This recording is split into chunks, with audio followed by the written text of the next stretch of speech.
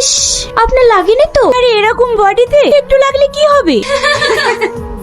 বাবার অনেক টাকা না, রাস্তাঘাটে যারা চলে তাদেরকে দেখে মানুষ মনে হয় না, গরু ছাগল মনে হয়। এরপর থেকে রাস্তায় চললে সাবধানে চলবে, না হলে কিন্তু এখনো আরেক গাল ফাঁকা আছে।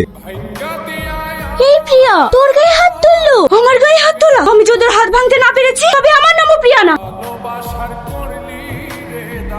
গার্লফ্রেন্ড নাকি? হ্যাঁ ম্যাডাম। দেখেই বুঝতে পারছি নিশ্চয়ই হোটেল বা রেস্টুরেন্টে যাচ্ছিস। এখনকার ভালোবাসা মানে 3 দিন, একদিন পার্কে, একদিন হোটেলে, তারপর ছুড়ে ফেলে দেওয়া। হেলমেট কোথায়? আনতে ভুলে গেছি ম্যাডাম। ও, কিন্তু গার্লফ্রেন্ডটা আনতে বলিসনি তো? এই, 10,000 টাকা ফাইন কর। না না ম্যাডাম, এত বড় অফিসার করবেন না, কিছু টাকা পয়সা মিটিয়ে নিলে হয়তো না ম্যাডাম। আচ্ছা ঠিক আছে, 2,000 টাকা দে। ম্যাডাম আমার কাছে অত টাকা নাই। দেখো কেমন ছেলের সাথে প্রেম করছো, পকেটে 2,000 টাকাও নেই। চল তাড়াতাড়ি বের কর। এই প্রিয়া, এটা সেই ছেলেটা। ধর ওকে। খুব হিরো হয়ে গেছিস না? লাইসেন্স দেখা। গাড়ির পেপার কি হলো? কি দেখছিস? তোমাকে, তুমি খুব সুন্দর। কি সুন্দর? তাড়াতাড়ি পেপার দেখা, তাহলে কিন্তু টানতে টানতে থানায় নিয়ে যাব।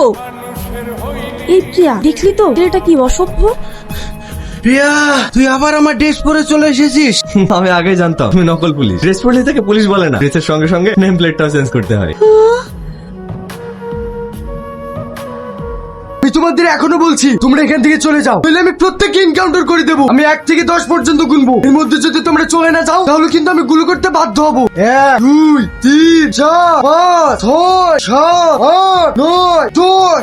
চালা গুলি। কি হলো? চালা। তোর বন্দুকে কটা গুলি আছে সেটাই আমি দেখতে চাই। তোর মুখে আমাকে জ্ঞান শুনতে হবে? কে তুই? আমি তোর বাপ, deputy superintendent of police Kabir Khan.